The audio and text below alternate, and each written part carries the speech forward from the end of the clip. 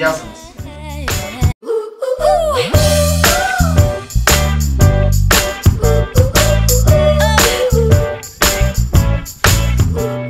Bizim курсларымыздың мақсады адамларны қырым-татар тілінде лаф еттірмеге. Mesela адам фақат қайделерні біле, амма ешбір şey айтып оламай, олмас. İnsan bu yerде қазанған білгілерні өмірде yaşatmaға керек.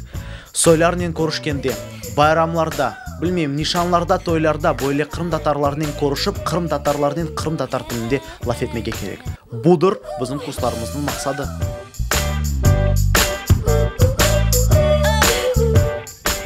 В принципе, за месяц, мне кажется, и по мнению преподавателя, усвоено достаточно информации, и где-то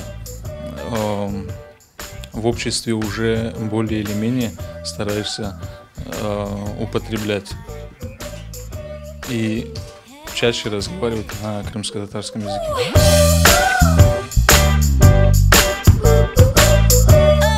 Ну и, соответственно, после того, как мы учредили крымско-татарские языковые курсы, на них наросли еще языки турецкий, английский и французский.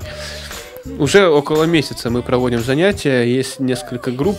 Даже в одной из групп есть девушка не крымская татарка, которая занимается крымско-татарским языком, и в принципе очень успешно.